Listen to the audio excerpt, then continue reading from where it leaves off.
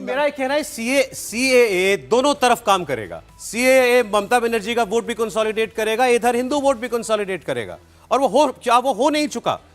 जिस दिन से वहां पर ऐलान होने शुरू हो गए कि सीए आएगा, होम मिनिस्टर ने कहा, और अब सीए आ चुका है देश के अंदर। लेकिन सौरभ देखिए, सीए अभी आया है, रिसेंटली आया है, उसमें अभी इम्पैक्ट कितना जाएगा, वो कितना इफेक्ट करेगा वोटर बेस को? सीए तो 2019 में आ चुका है, कानून बन चुका है लोकसभा राज्यसभा में, और जब तय था कि लागू होगा।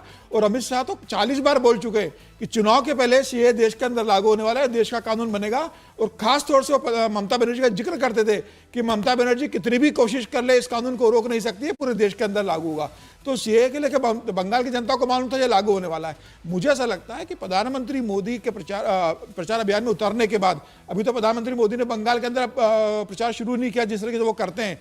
अभी समय, अब अधिसूचना आज जारी हुई है, जब प्रधानमंत्री वहां प्रचार करेंगे, अमित शाह प्रचार करेंगे, भारतीय जनता पार्टी का संगठन जुड़ेगा, संदेश खाली का जिक्र होगा, सीए का जिक्र होगा, प्रधानमंत्री मोदी के 10 साल का जिक्र होगा, बंगाल के घुसपैठियों का जिक्र होगा, रोहिंग्या का जिक्र होगा। ये सब बातें जब चुनाव में प्रधानमंत्री मोदी उठाएंगे तो मुझे लगता है कि भारतीय जनता पार्टी 25 से ज्यादा एक आदमी का बयान आज याद करना चाहिए, प्रशांत किशोर, वो इलेक्शन स्ट्रैटेजिस्ट जो कि पिछले विधानसभा चुनाव में बंगाल में ममता बनर्जी की पार्टी का काम देख रहे थे, और उन्होंने उस वक्त ये भविष्यवाणी दी, उस वक्त ये भविष्यवाणी की थी कि बीजेपी डबल डिजिट में नहीं जाएगी, मतलब 100 सैकड़ा पार नहीं करेगी। और उनकी बात सही साबित हुई जब बीजेपी के नेता दावा करते थे 200 सीट आएगी। प्रशांत किशोर की बात तब साबित हुई थी। आज प्रशांत किशोर ये कह रहे हैं कि पश्चिम बंगाल का नतीजा देखकर हर कोई चौंक उठेगा, और वो बीजेपी के लिए ही बात कह रहे हैं, बीजेपी के फेवर में, कि बंगाल ऐसा नतीजा देगा बीजेपी के लिए कि हर कोई चौंकेगा उसको देखकर। ये बड़ा पोलराइज चुनाव होने जा रहा है। प्रशांत किशोर बोल रहे थे तो आप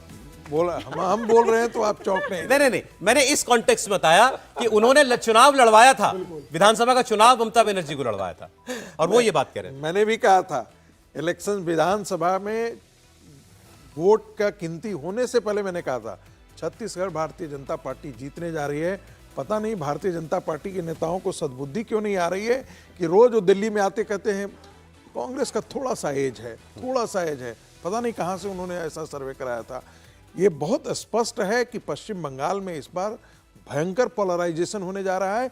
हिंदू वोट बैंक आपको देखने को मिलेगा पश्चिम बंगाल की राजनीति में बाली बाबा, जैसे उत्तर प्रदेश में आपको देखने को मिल रहा है। और उत्तर प्रदेश ने सारे समीकरणों को ध्वस्त कर दिया है, बंगाल ऐसे सारे समीकरणों को ध्वस्त करके as a Hindu state vote करने जा रहा है। देखिए, अभी हमने जितनी भी सीटों की बात की, पहले मैं एक वाकया याद दिलाऊं। जब हमने सितंबर अक्टूबर में पिछली बार सर्वे किया था तो आपको याद होगा उसमें बीजेपी 10 सीटों पे आ गए थे, सिर्फ 10 सीटों पे। तो उस टाइम एक पूरा नैरेटिव था कि बीजेपी बंगाल में लगभग खत्म हो गया, पूरा डाउनवर्ड्स है। लेकिन उसके बाद क्या क्या हुआ, जो अभी हम लोग डिस्कस करते हैं, क्या सीए का इफेक्ट है या संदेश खाली, बिल्कुल इन दोनों का इफेक्ट है।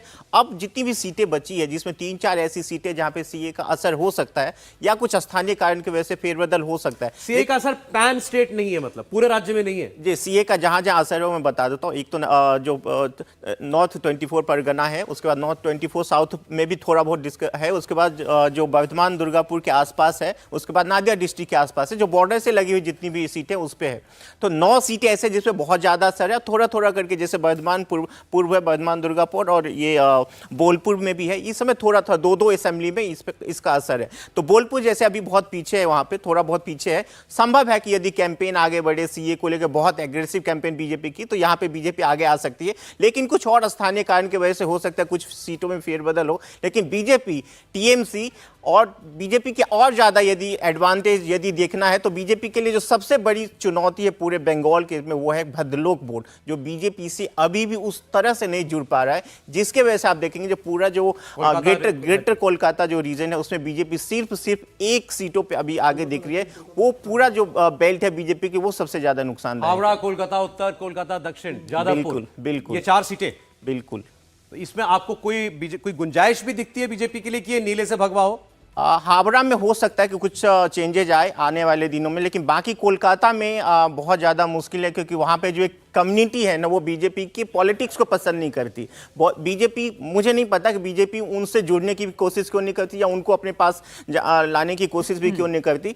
कोशिश जरूर हुआ, पिछले विधानसभा में कोशिश जरूर हुआ था, लेकिन वो सक्सेसफुल नहीं हुआ था। आप उनका इतिहास देखिए, वो जहां जा रहे थे लेफ्ट के पहले साथ जुड़े थे, फिर अभी टीएमसी के साथ बहुत ही कंसोलिडेटेड रहे हैं। इसीलिए यहां पे यदि बीजेपी को और ज्यादा एडवांटेज है तो इन कम्युनिटी को साथ लाना बहुत जरूरी है।